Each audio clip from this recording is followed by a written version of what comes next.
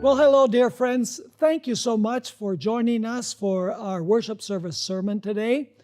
We have a very fascinating study that we're going to take a look at. The title is God's Unfailing Purposes. Now, before we actually have a word of prayer to ask the Lord's blessing in our study, I just want to announce that General Conference is coming up very soon. It's going to be from July 3 through July 12 of this year in the city of St. Louis. Secrets Unsealed is planning on being there. We're going to have a booth. It's booth number 107, where there's a lot of things that are going to be going on there. We're going to have materials for purchase. We're also going to be producing there, before your very eyes, programs such as I'd Like to Know, Me Gustaría Saber in Spanish, and our Sabbath School Hour, both in English and in Spanish. We're going to have correspondents who are going to be going across the floor and try to interview and get testimonies of how God has worked in your life. There's going to be a lot of activity in our booth, and so we want to encourage you, if you're planning on going to General Conference, to stop by and visit and get acquainted with all of our staff. Practically every single person that works at Secrets Unsealed is going to be there at our booth. We would love to meet you and hear your testimony, and so please join us. We'd be very pleased to have the privilege of meeting you. Now we want to have a word of prayer and ask the Lord to bless our study together. Father in heaven, we come before your awesome and powerful throne, the throne of the King of the universe, who is in control of human history, to be with us in our study today. Through the Holy Spirit, we ask that you will enlighten our minds, you will soften our heart, that we might live in harmony with your plan. We thank you for the privilege of prayer and for answering, for we ask it in the precious and holy name of Jesus. Amen. I want to begin by reading from Ephesians chapter 6 and verses 11 and 12. Ephesians chapter 6, verses 11 to 12. We're going to see here that there is a battle going on between two forces in the world that we cannot see. Satan is on one side, and God, Christ, is on the other side. And they are struggling throughout history to implement their plans. We're going to see that God's plan will ultimately prevail, and today we're going to study the reason why. So let's read Ephesians 6, verses 11 and 12, where that battle is described vividly. It says there, "Put on the whole armor of God, that you may be able to stand against the wiles of the devil. For we do not wrestle against flesh and blood, but against principalities, against powers, against the rulers of the darkness of this age, against spiritual hosts of wickedness in the heavenly places." And then we are told to put on the whole armor of God as protection. Now, as we begin, I want to ask a question. What is it that distinguishes the true God from all pretenders, from all of those who claim to be but are not? The answer is found in Isaiah chapter 46 and verses 9 through 11. So let's read those verses, and we're going to see two great points that God makes here in these verses. It says in verse 9, God is speaking, "Remember the former things of old, for I am God, and there is no other. I am God, and there is none like me." Now the question is, why can God say this? Why does he say, "I'm God, there's no other, and there's none like me"? Verse 10 has the answer to the question. "Declaring the end from the beginning, and from ancient times things that are not yet done." That is the omniscience of God, the all-knowingness of God. "Saying, my counsel," another word for that is plan, "my counsel or plan shall stand, and I will do all my pleasure.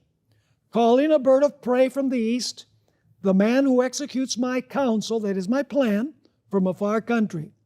Indeed, I have spoken it. I will bring it to pass. I will also do it. Two great points that I want to make from this passage. Number one, God is omniscient. He knows the end from the beginning. He has contemplated everything that has ever happened in eternity past, in the present, or in eternity future, as if it were taking place right now. And because God knows everything, there is no possibility that His plan can fail. Because He knows exactly how Satan is going to work, so He can take steps to counteract the moves that Satan makes. Now, I want to read a couple of statements from the writings of Ellen White about the difference between God's concept of time and our concept of time. The first statement is in Desire of Ages, page 606. I added this one to the sermon that I presented in Spanish today as well. It says there, God counts the things that are not as though they were. So God counts the things that are not as though they were. He sees the end from the beginning and beholds the result of His work as though it were now accomplished. And then she's speaking here about a text that we're going to read in a few moments.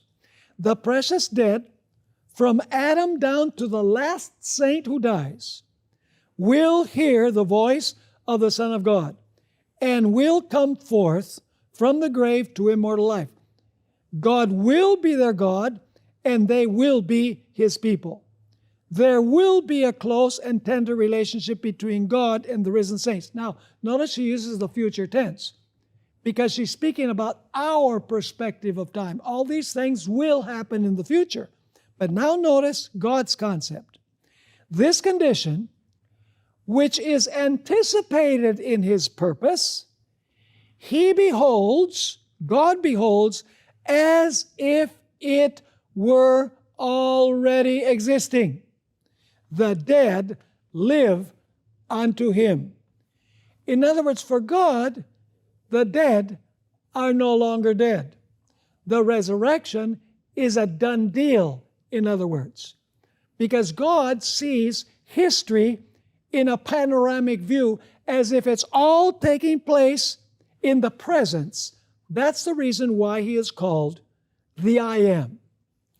Now, the second statement I want to read deals exactly with that, with the meaning of the word or the expression, I am.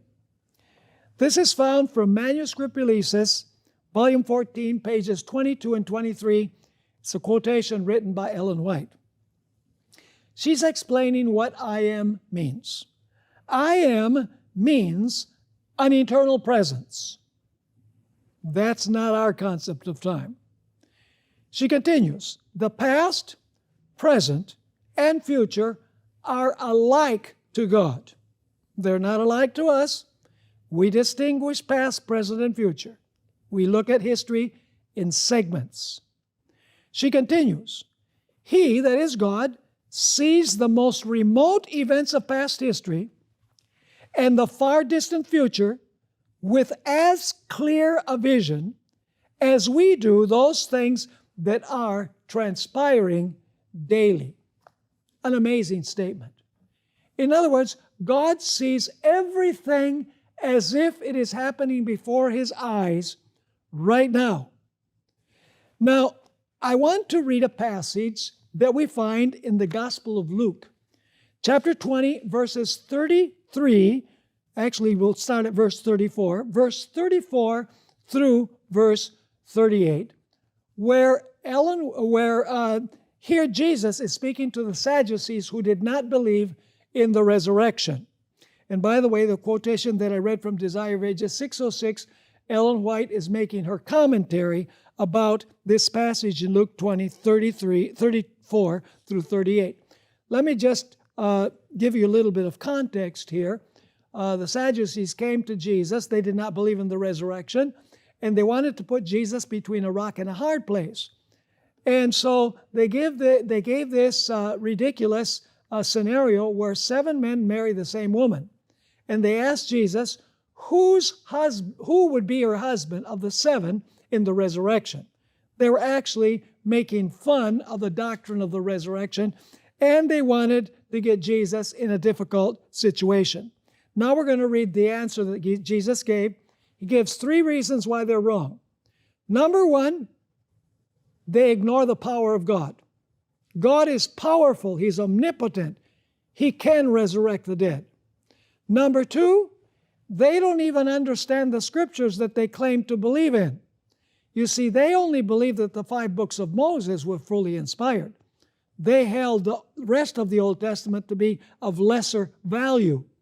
And so they said the resurrection is not in the writings of Moses, so we can't accept the doctrine of the resurrection. Jesus says, you ignore the scriptures.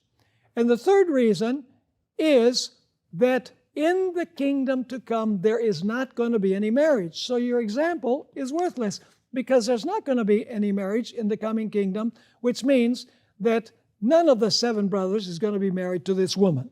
Let's read the passage as Jesus answered the objection of the Sadducees. Jesus answered and said to them, the sons of this age marry, in other words, those who live in this present world marry, and are given in marriage. But those who are counted worthy to attain to that age, in other words, to the kingdom to come in the future, and the resurrection from the dead, neither marry nor are given in marriage, nor can they die anymore, for they are equal to the angels and are sons of God, being sons of the resurrection. So he says, no marriage in the future, so your example is worthless. And then Jesus is going to talk about their misunderstanding of the scriptures. They say Moses didn't talk about the resurrection. We can't accept it. Jesus is going to say, I'm going to show you that Moses actually believed in the resurrection. And therefore, you don't understand the scriptures that you claim to accept. Notice how this statement in the Gospel of Luke ends. Verse 37. But even Moses, notice he uses the word even Moses, in whom you claim to believe, showed in the burning bush passage that the dead are raised, when he called the Lord the God of Abraham, the God of Isaac, and the God of Jacob. For he is not the God of the dead, but of the living, for all live to him. Now, when Jesus spoke these words, and even when Moses spoke the words, Abraham, Isaac, and Jacob were dead. So for Moses and for Jesus, Abraham, Isaac, and Jacob at this point were dead, but not for God, because God lives in an eternal present. God doesn't have to wait to resurrect Abraham, Isaac, and Jacob from the dead, because he lives in an eternal present. Now, let's go to the passage that Jesus referred to. And remember, the key part is verse 38. For he, that is God, is not the God of the dead, but of the living, for all live to him. That's the reason why the person who appeared in the burning bush, who is actually Christ, said, I am the God of Abraham, Isaac, and Jacob. He didn't say, I was their God when they were alive. No, he says, I am.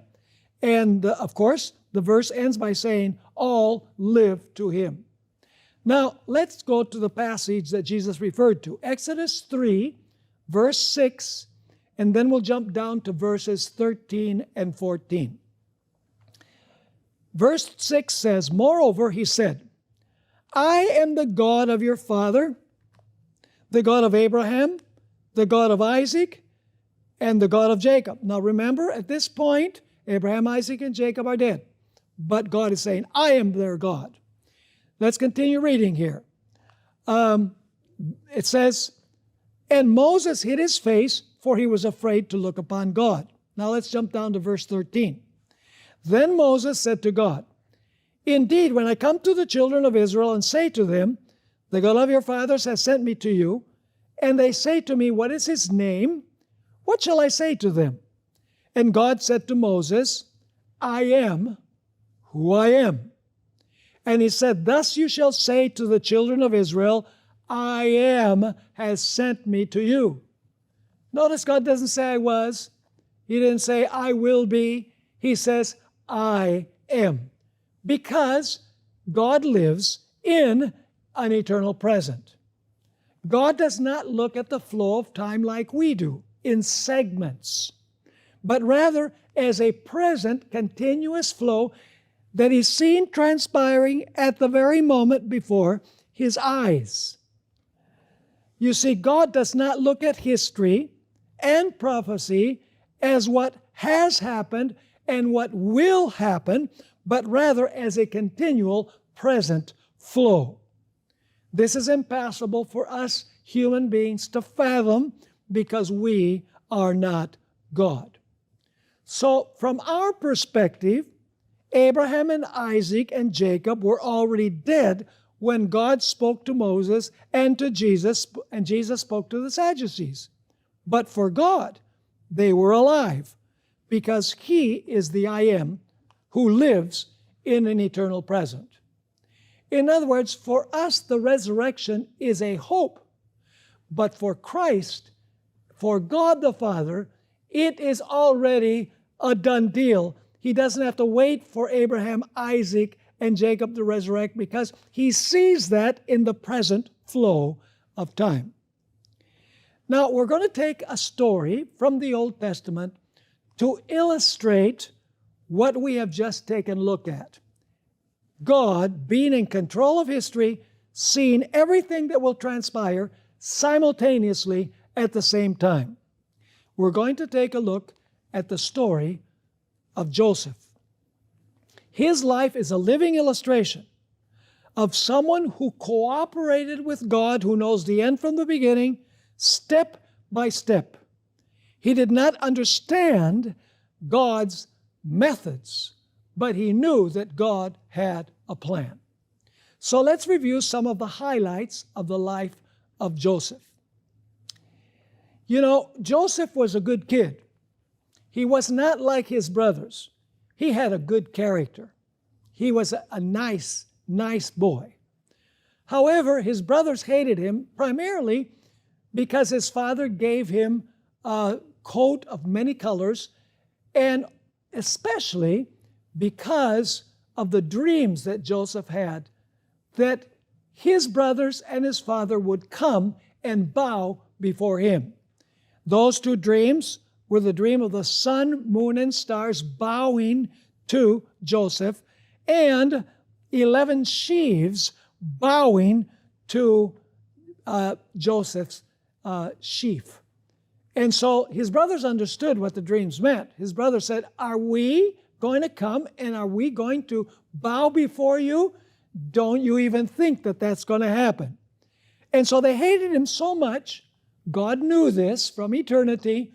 For God, it was happening at that very moment. He knew that his brothers were so angry at him that they would be selling him into slavery. And that's exactly what happened.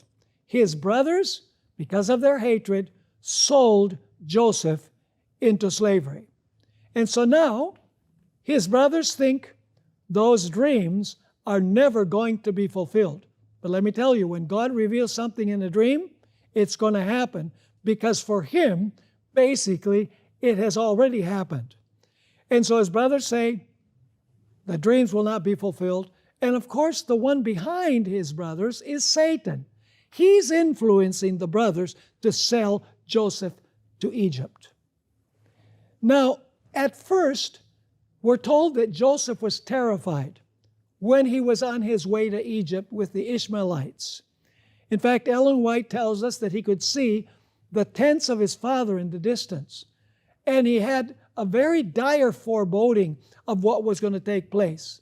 But on the way, he made up his mind that though he did not understand God's methods, God's plan, he would go along with the plan, because God knows the end from the beginning. In Patriarchs and Prophets, page 214, Ellen White wrote about Joseph's resolve to be faithful to God's plan no matter what came his way. It says, his soul thrilled with the high resolve to prove himself true to God, under all circumstances, to act as became a subject of the King of Heaven. He would serve the Lord with undivided heart. He would meet the trials of his lot with fortitude and perform every duty with fidelity. Joseph didn't have any idea how his dreams would be fulfilled because he was sold to Egypt. How could his brothers ever come to bow before him? But he knew that God had a plan, and he resolved that he was going to follow the plan. And at the end, he would know where God was leading. God knew from eternity that Joseph was going to end in Potiphar's house. God did not determine it that way, but God knew that it was going to happen. And what was the reason why Joseph ended up in Potiphar's house? Well, because Joseph had to become a good administrator, because God had a great administrative project for him in the future, and that is to distribute the food in the years of famine in Egypt. For that, he had to learn to be a meticulous administrator, and he did in Potiphar's house. Because we're told that Potiphar didn't have to worry about anything except the food that was on his table. And then God knew that Potiphar's wife was going to make passes at Joseph. God knew that. He allowed Satan to act upon this woman to try to entice Joseph into committing adultery. But Joseph had made plans to be faithful to God's plan. He knew that adultery was wrong, and so he resisted. He didn't give in. God knew from eternity that Potiphar's wife was going to accuse Joseph of rape, and he allowed Satan to do it. He's giving Satan just enough rope to eventually hang himself, as we're going to see as we study along. And so now Joseph is accused by Potiphar's wife, and he ends up in prison. God knew that he was going to end up in prison, and God had a plan to counteract what Satan was doing. Remember, history is a play and counterplay between Christ and Satan. Each plays, but Christ is going to win because he knows all of the moves that Satan is going to make, and therefore he takes steps to counteract what Satan is going to do in human history. So Joseph ends up in prison. Why does he end up in prison? Imagine this. He's a good kid, and he's a good son to his father. And because he's such a good son, he's sold into slavery. And then because he's faithful to the seventh commandment, he ends up in prison. It would have been very easy for him to say, what use is it to serve God? What use is it to follow in the paths of God? Look, I'm obedient to God, and look what happens. But Joseph made up his mind that God had a plan, because God knows the end from the beginning. Now, why did he end up in prison? Well, first of all, because he had to fine-tune his administrative abilities. By the way, he became such a good administrator that the jailer said, why don't you be the jailer, basically. And so Joseph became a meticulous administrator, very capable administrator by being in prison. But there was a second reason why he had to end up in prison. And that is because he had to meet a baker and he had to meet a cupbearer. And of course, God gave the cupbearer and he gave the baker dreams. God is revealing what he already knows. It's already a done deal for God. There's no possibility that it can't happen, what God is revealing. And so these men have dreams, and they can't get any meaning out of the dreams. And so they say to Joseph, we've had these dreams. And Joseph says, well, let me ask the Lord. And the Lord helps Joseph to interpret the dreams. Basically, Joseph says to the baker, I'm sorry, but in 3 days you're going to hang, you're going to die. And he said to the cupbearer, good news for you, because you're going to serve Pharaoh's wine again. He had to meet those men in prison. And of course, God gave those dreams because later on in the story, Pharaoh is going to be impressed with this young man who was able to interpret these dreams in prison. So he ends up in prison, but God counteracts Satan and says, I'll give these dreams, and I'm preparing the way for Pharaoh calling Joseph to interpret his dreams. It's amazing how you have this play and counterplay in this story. So then, the baker dies in 3 days, and the cupbearer is called to serve Pharaoh's wine again. And lo and behold, the cupbearer forgets Joseph for 2 years, even though Joseph said, put in a good word for me. But he didn't. He forgot Joseph. Why? Because it wasn't time yet. You see, God has a timing for this.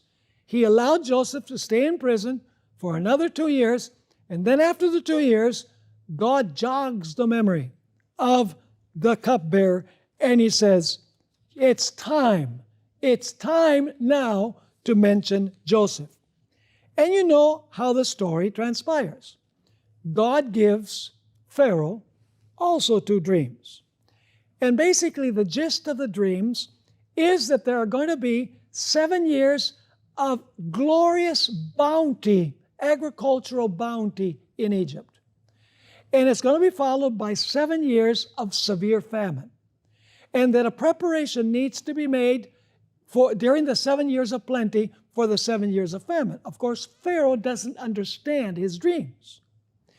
And so he calls all the wise men to interpret the dreams, and God knew that they were going to be unmasked as charlatans because they could not tell the king or the Pharaoh what the dreams meant. So the Pharaoh is at odds end, and he says, what are we going to do? I need to know these dreams. They're prophetic dreams. I need to know what they mean. And so then God says to the cupbearer, okay, it's time. It's time for me to counteract what the devil has been doing. And so the cupbearer says, I know an individual who can interpret the dreams. And Pharaoh says, oh yeah, where is he? Well, he's in prison. In prison? Yeah, and then the cupbearer told how Joseph interpreted the dream of the baker and his own dream. And the Pharaoh says, what are we waiting for? Call the young man and bring him here. And so Joseph now comes before the Pharaoh to interpret his dreams. And now God is going to give Joseph the gift of interpreting dreams to counteract what Satan has planned to do.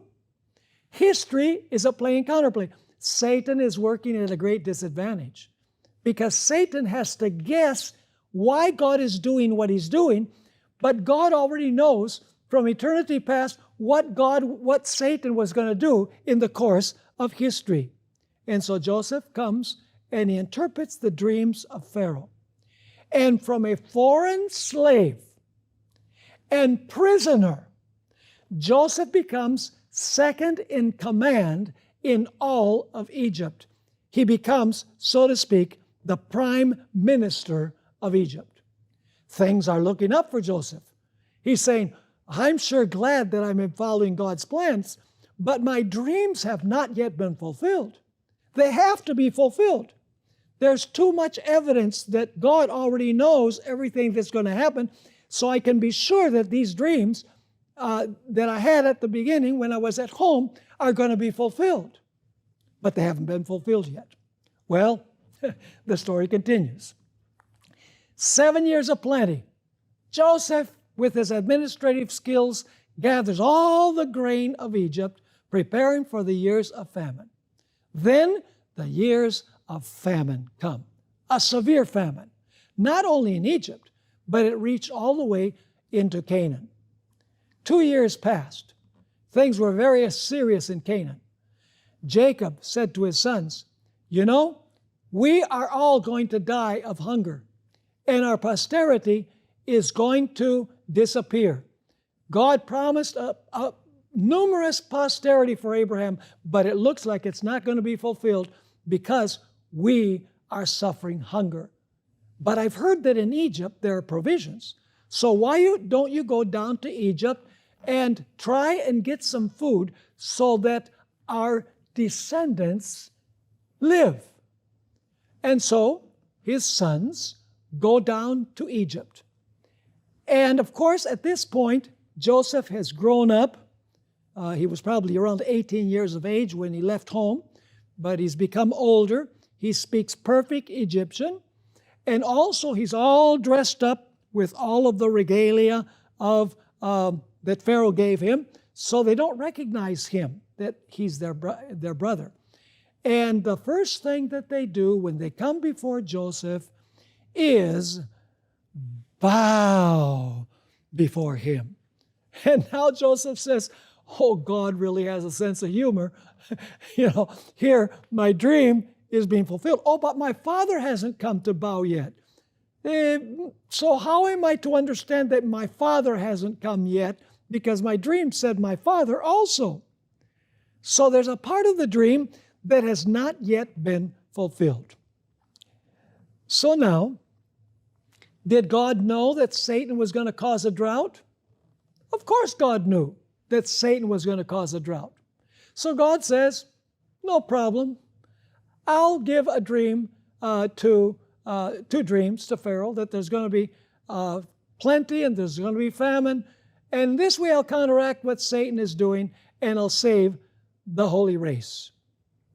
Now, to make a long story short, Joseph's brothers bow before him, and in the long run, Joseph identifies himself to his brothers.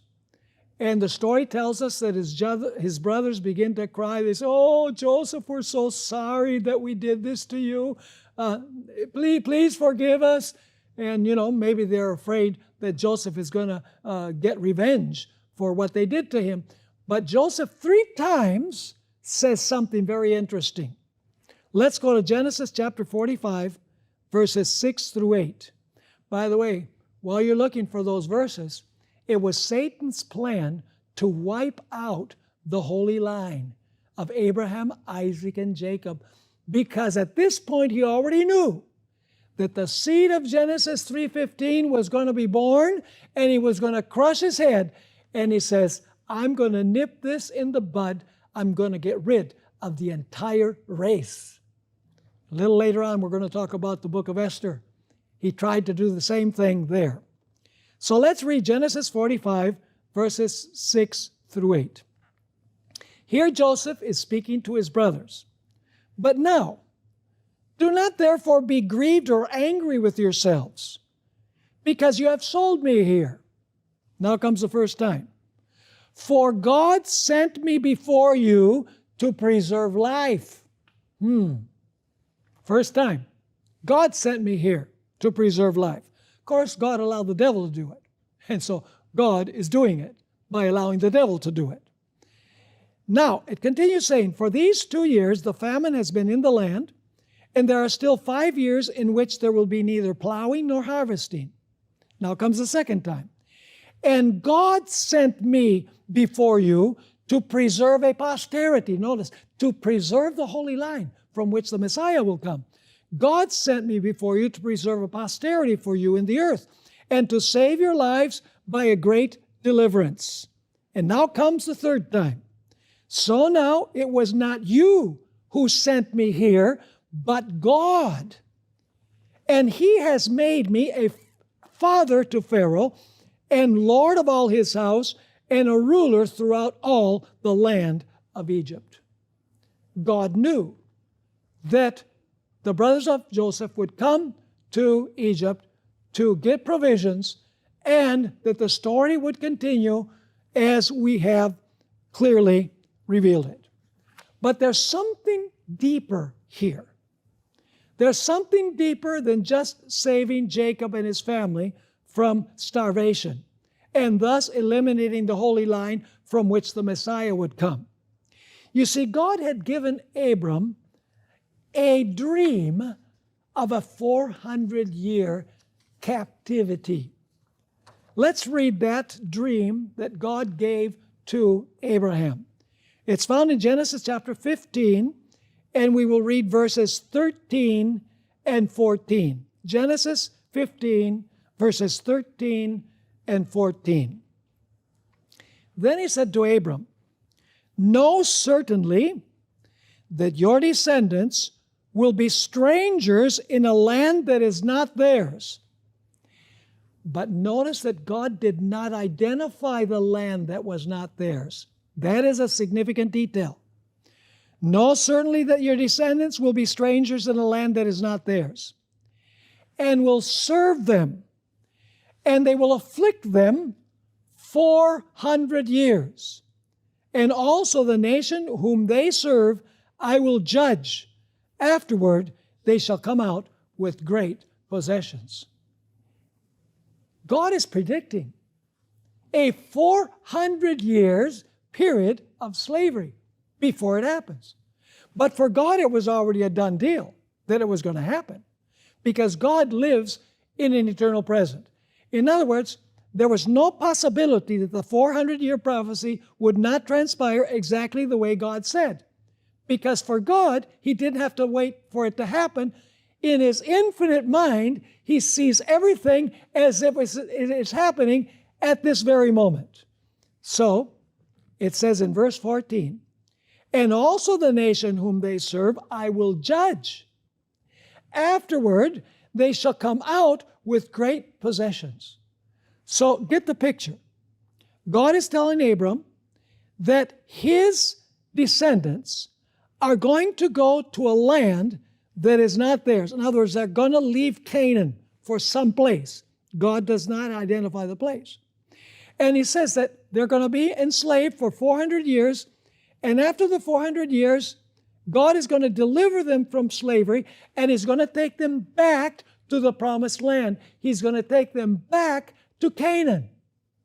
Very, very interesting. Now, Satan didn't know which land it was, and that's very, very significant. Now, the question is, why didn't God leave Jacob and his family in Canaan? Why export them to Egypt? Well, here's where the story really gets interesting. You know, God knew very clearly that at that point in history, in the days of Abraham, Isaac, and Jacob, His followers, which were few, would not be able to expel the nations from Canaan, who were very powerful nations. And He also knew that if the chosen race actually dispersed among those nations of Canaan, that they would be led into idolatry and they would lose their identity. So God said, I can't leave Jacob and his family in Canaan. They are too few. They're not going to be able to expel those powerful nations. Furthermore, if I say for them to disperse and to grow as a nation, they're going to lose their identity. So I am going to export them to a different land where they can grow, and then they can expel the nations from Canaan. Now, what the devil didn't know is that by exporting Joseph from Canaan to Egypt, he was allowing the prophecy of the 400 years to be fulfilled. Satan thought, I'm getting rid of this young man, Joseph. His dreams will never be fulfilled. And in exporting Joseph from Canaan to Egypt, and then Jacob and his family to Egypt, Satan, without realizing it, was helping the prophecy of the 400 years to be fulfilled. You know, God does have a sense of humor. Once again, it shows that Satan acts and God counteracts.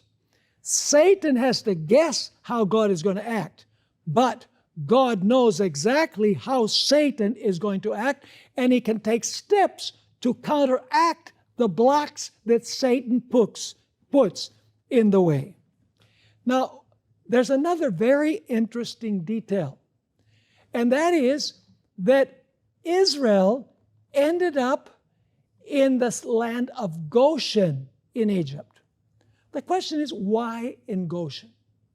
Well, God solved the two problems that existed in Canaan at that time for Jacob and his family. Number one is that in Goshen, which was a very fertile area, isolated, they could grow into a great nation, which they did. Furthermore, because the Egyptians did not like sheep and they did not like shepherds, and the Israelites were shepherds, in other words, Jacob and his family were shepherds, the Egyptians would maintain themselves distant from the Hebrews. And in that way, the Hebrews would not be totally contaminated with the idolatry of Egypt. Notice how God has everything under control. There is no detail that escapes his attention. He counteracts Satan at every step. And so, Jacob and his family ended up in Goshen. They grew up into a great nation, and they did not become totally contaminated with the idolatry in Egypt. Now, when the 400 years came to an end, Satan realized that he really made a terrible mistake by exporting Joseph to Egypt. And so now he says, God said in the dream that he gave to Abraham that they were going to leave and they were going to go back to Canaan. Oh, and Satan is thinking, ooh, they're going back to Canaan. And now, from their posterity, the Messiah is going to come. So I need to keep them here. I can't let them go. Why do you suppose that Pharaoh was so hardened and just kept being so bullheaded to not let Israel go out of Egypt? It's because Satan is now trying to save face. Satan is saying, okay, the first part of the 400-year prophecy was fulfilled. They've grown into a large nation. They've kept aloof from serious idolatry of Egypt. But now I'm going to keep the last part of the 400-year prophecy from being fulfilled. I am going to keep them here in Egypt. And when several times God, through Moses and Aaron, said, let my people go, Pharaoh said, I will not let your people go. I do not recognize your God. But we all know the end of the story. God then fulfilled the last part of the 400-year prophecy. He took Israel and led them out of Egypt back to the promised land, as he had said he would to Abram 400 years before. And it happened to the very day, according to Exodus chapter 12 and verse 40, that Israel left the land of Egypt exactly the very day that the 400-year prophecy came to an end. Is God in control of history, folks? God is in full control of history. Who rules in history? It is God who rules in history. Yes, there is a play and there is a counterplay, but ultimately God wins. Now, let's read a statement that probably we're pretty well acquainted with. This statement is found in Ministry of Healing, and Ellen White wrote this: God never leads his children otherwise than they would choose to be led if they could see the end from the beginning and discern the glory of the purpose which they are fulfilling as co-workers with him. This statement applies to Joseph very, very clearly. What is Ellen White saying? She's saying that if we could see the end from the beginning, is Joseph has seen everything that was going to happen and what the end would be, that he would save the race from which the Messiah would come, that he would help the prophecy of the 400 years to be fulfilled. Is Joseph saw that everything he went through was being orchestrated by God so that the Holy Line could be saved and the 400-year prophecy could be fulfilled. Do you think Joseph would have chosen any other path than the path that God chose for him? Of course not. Retrospect is 2020. God doesn't say, try and figure out what's going to happen in the future. He says, commit yourself to me, and you might have some bumps along the way, But at the end, when you look back, you're going to say, thank you, Lord, for doing it your way. That's the way it works. And that is what Ellen White is saying here. God never leads his children. Otherwise, then they would choose to be led. If they could see the end from the beginning and discern the glory of the purpose which they are fulfilling as co-workers for him. Joseph fulfilled the purpose that God had for him as a co-worker with him. Do you think Joseph saw things differently at the end of his trial? As he looked at God's providential leading all the way through, he says, man, am I ever glad that I decided to follow God's plan? God's ways are beyond our understanding. Praise the Lord that I decided to follow his plan. Now let's take, before we end, another example of this from another story that we find in the Old Testament. Do you remember the story of Esther?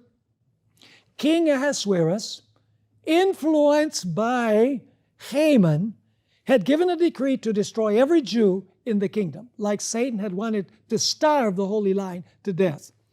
But this decree was given to get rid of all of the Jews, commit genocide.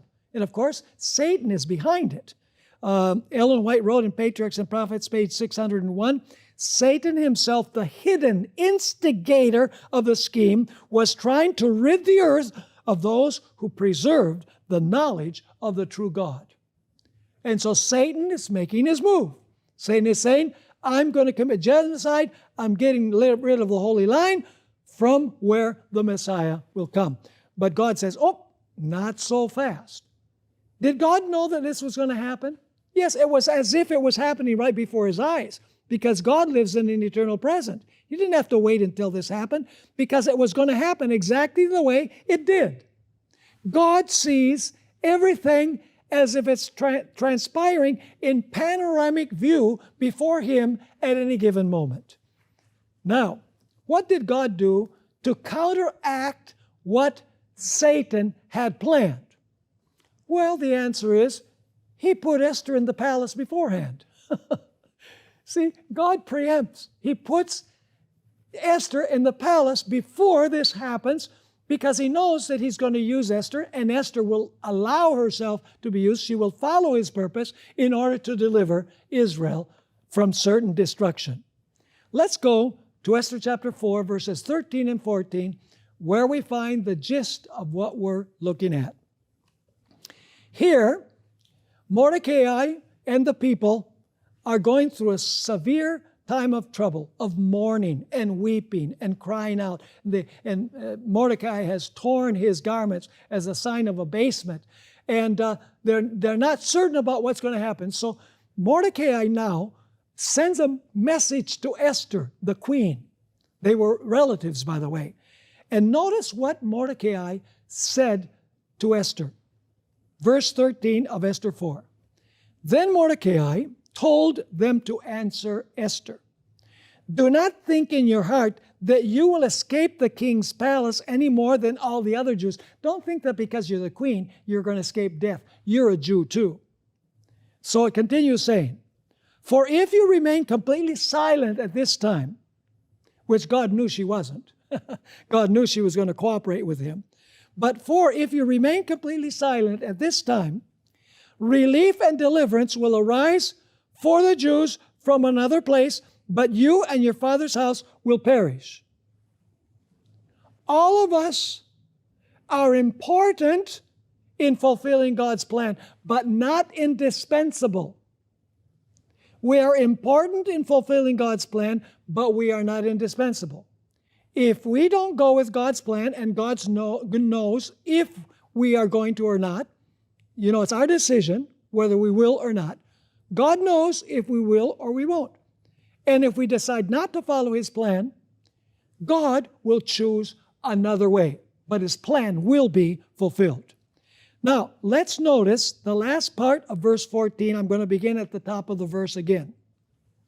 For if you remain completely silent at this time, relief and deliverance will arise for the Jews from another place, but you and your father's house will perish. And now Mordecai asks a question. I would rephrase the question, but this is what he wrote. Yet who knows whether you have come to the kingdom for such a time as this?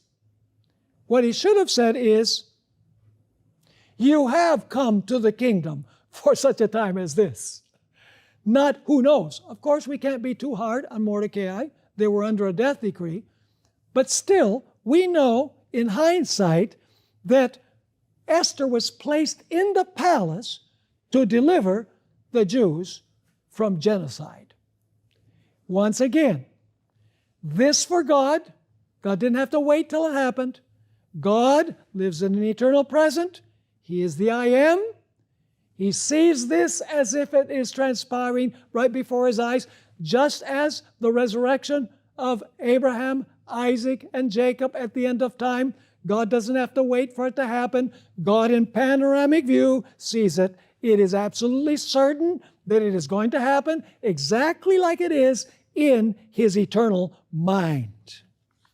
Now, the book of Esther is one of the 3 last books that were included in the Old Testament canon. The first was Ecclesiastes. It was considered to be too pessimistic, vanity of vanities, all is vanity. Song of Solomon, it was considered to be a bit romantic to be included in the canon, but it was. And the book of Esther is one of the last as well. Why? Because it's the only book in the Bible that does not mention the name of God. And yet if you look at the story, you read the story, there are far too many coincidences for this to be happening by chance. Clearly, there are 2 powers that are working behind the scenes at the same time. God trying to deliver Israel and Satan trying to destroy Israel. Ephesians 6 is clear in this story of Esther. Now, I want to bring this to an end by reading a verse that undoubtedly many of those, if not most of those who are watching this program, know probably from memory. I'm referring to Romans chapter 8 and verse 28. And we know, it doesn't say we think, perhaps, maybe. The Apostle Paul says, we know that all things, both what appears to be good and that which is troubling, like in the story of Joseph. We know that all things work together for good. You look at the story of Joseph, everything is working together. We know that all things work together for good, not to everybody in the world, by the way, to those who love God, to those who are called according to His purpose. In other words, those who are called to fulfill His purpose. They love God, and all things work together for good. The story of Esther shows it, the story of Joseph, and basically the entirety of Scripture. You see, history is like a game of chess. On one side of the board, Satan is seated, and on the other side of the board, Jesus is seated. And they play and counterplay, each trying to put the other at check and ultimately at checkmate. But you know what? There is no chance that Satan can win the very serious game of history. Jesus is going to win. You say, how do we know? Because Satan has to guess how Jesus is going to play, but Jesus already knows all of the moves that Satan is going to make so he can preempt them. It is impossible for Satan to win because he has to guess how Christ will play. And when you guess, you make mistakes. So why not live according to God's plan? Why simply not complain about things that happen in our lives that we can't understand? Things that appear negative, things that depress us. Why not simply say, Lord, I'm going to do like Joseph, I'm going to do like Esther. I can't understand everything that's happening, but your way is the best way. I'm sure when I look back, I'm going to say, wow, I'm glad that I decided to follow God's plan. Let's not whine and complain. Let's, in peace and tranquility, make the decision to follow God's plan. And as we look back, we'll say, your way was the right way. May God bless us, and may that be our experience, is my prayer.